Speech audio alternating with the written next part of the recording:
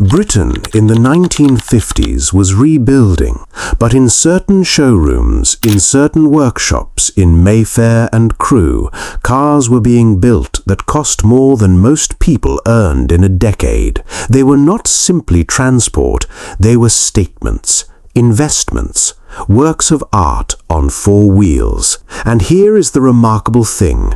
Those same cars today are worth considerably more. Some 10 times over, some 20, and the rarest ones are now worth more than most people's homes. Today we count down the 10 most expensive British cars of the 1950s, and we tell you exactly what they are worth now. Let us begin. Number 10. The Alvis TC21 Grey Lady, 1953 to 1956. We begin with a car that most people have never heard of, and that is precisely why it belongs on this list. The Alvis TC21 known quietly as the Grey Lady, was built in Coventry by hand, in small numbers, at considerable expense, a 3-litre straight-six engine producing around 100 horsepower. A body of genuine elegance, long, composed, and entirely hand-finished. In 1953, a new Grey Lady cost around £1,800, equivalent to several years of an average British salary. Today, auction estimates place a well-preserved example between £15,000 and £18,000 because the people who find them never let them go easily. Number 9. The Jaguar XK140, 1954 to 1957. The Jaguar XK140 was the car that made the world pay attention. A 3.4-litre twin-cam 6-cylinder engine, 190 horsepower in standard form, 210 in the more powerful specification. A top speed approaching 130 miles per hour in 1954. The price in period was around £1,600. Significant money for a sports car, but Jaguar delivered something extraordinary for that price. A car that won races, that turned heads on every road it travelled, that combined genuine performance with a beauty that has never dated. Today, a standard XK140 commands between £55,000 and £95,000 at auction. The rarest coach-built versions, like the Gear Coupe, have fetched over £265,000. Jaguar understood in 1954 what the market confirmed 70 years later. Some cars simply do not age. Number 8. The Bentley R-Type, 1952 to 1955, Bentley Motors. The Bentley R-Type was, in the early 1950s, one of the most expensive cars a private individual could purchase in Britain. A 4.6-litre 6-cylinder engine, output described by Bentley simply as adequate. It was considerably more than adequate. The interior was magnificent. Hand-polished walnut, deep leather seating, instruments ringed in chrome and faced in cream. A new R-Type in 1952 cost around £4,500, equivalent to a substantial house in many parts of England. Today, standard saloons sell between £20,000 and £63,000 at auction. The rare coach-built models, like the H.J. Mulliner Continental Fastback, have fetched upwards of £630,000. The market has never stopped valuing what Bentley built in those years, and it never will. Number 7. The Aston Martin DB2/4, 1953 to 1957. David Brown's Aston Martin was never an affordable proposition. The DB2/4 arrived in 1953 as a proper grand tourer, a 2.6-litre twin-cam six-cylinder engine. Later, a 2.9-litre unit producing around 165 horsepower, a body of extraordinary elegance,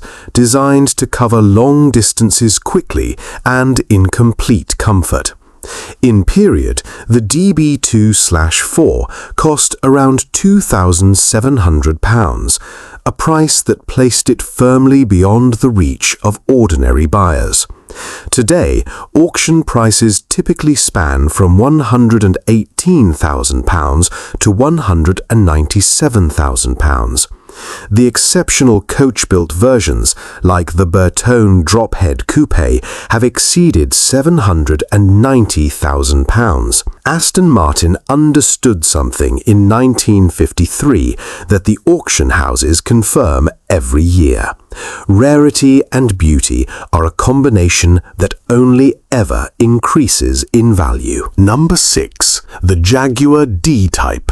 1954-1957. The Jaguar D-Type was not built for the road, it was built for Le Mans, and at Le Mans it won 3 consecutive times. A 3.4-litre straight-six engine producing around 250 horsepower, a body shaped in a wind tunnel. One of the first production racing cars designed with aerodynamics as a primary concern. Jaguar offered road-legal versions to customers. In period, around £3,878 for a customer car. Extraordinary money in 1955. Today, genuine D-types range from £2.8 million to over £5.7 million at auction, depending on originality and racing pedigree. The car that won Le Mans turned out to be one of the finest investments of the entire decade. Number 5. The Rolls-Royce Silver Cloud 1958. Rolls-Royce. Of course, Rolls-Royce appears on this list. The Silver Cloud 1 was, at launch in 1955, the definitive expression of British luxury. A 4.9-litre six-cylinder engine, coachwork of extraordinary quality, a cabin so quiet at speed that early owners sometimes checked whether the engine was still running. It always was. A new Silver Cloud 1 cost around £4,796 in 1955, in a year when the average British house cost £2,000. Today, standard four-door saloons trade between £31,000 and £55,000. Custom coachwork models regularly command well over £95,000. Rolls-Royce in 1955 was not selling a car. They were selling permanence, and permanence, it turns out, holds its value exceptionally well. Number 4. The Bristol 401, 1948 to 1953. Bristol Cars. Bristol did not begin as a car company.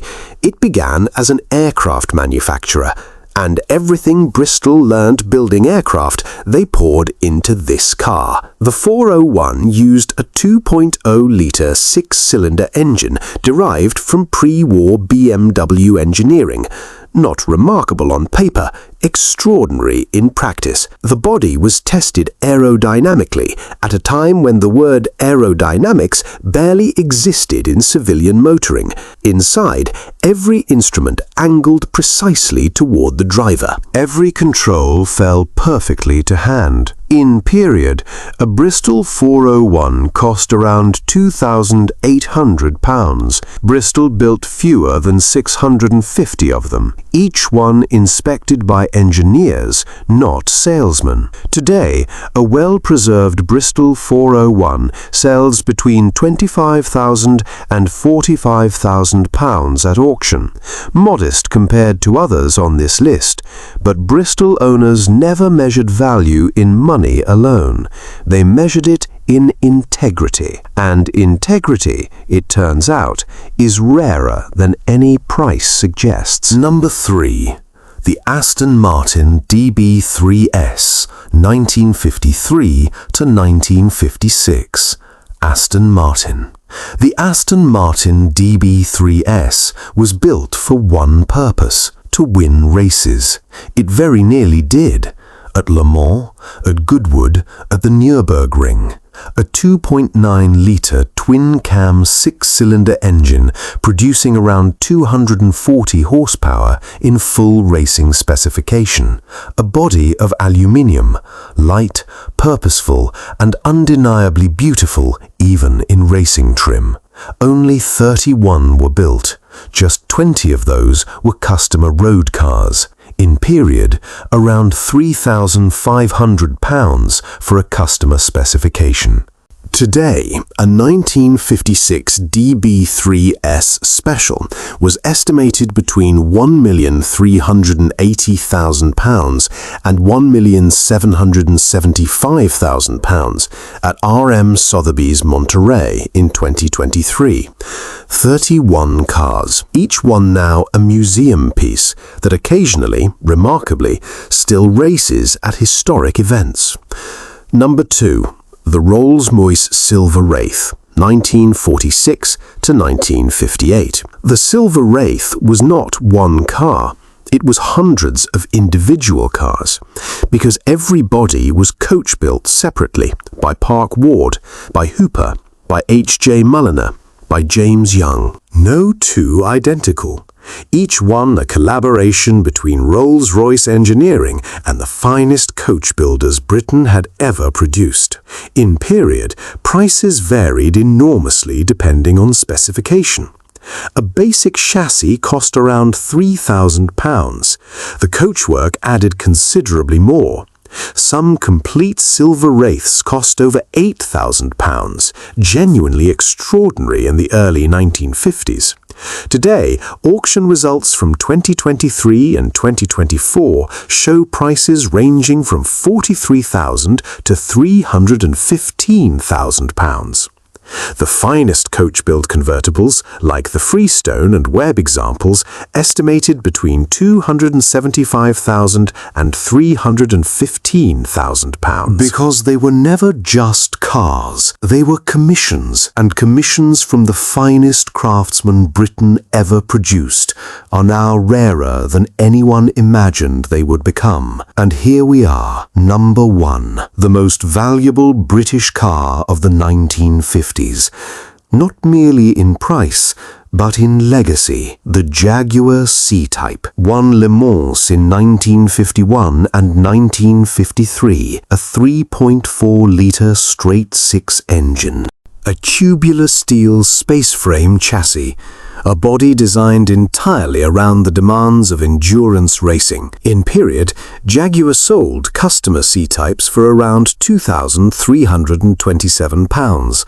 At the time, the C-Type cost less than the D-Type that followed it. Price, it turns out, has very little to do with legacy, because without the C-Type, there would have been no D-Type. Without the C-Type, there would have been no Le Mans dynasty. Without the C-Type, British motorsport history reads very differently. Fewer than 54 were ever built. Today, recent auction results place genuine C-Types between £2,750,000 and £3,350,000. The D-Type may fetch more on certain auction days, but the C-Type started everything, and in 1951, William Lyons bought 54 cars to win a race. He had no idea he was also creating the foundation of one of the greatest stories British motorsport has ever told. The C-Type won at Le Mans, and it has been winning ever since. 10 cars. 10 investments that nobody fully understood at the time. In the 1950s, these were simply the finest, most expensive cars Britain made. Today, they are something else entirely. They are history you can drive. Craftsmanship that has outlasted the companies, the workshops, and in many cases, the people who built them. The men who spent £7,000 on a Bentley Continental in 1952 and worried whether they had been extravagant, left their grandchildren something worth nearly £500,000.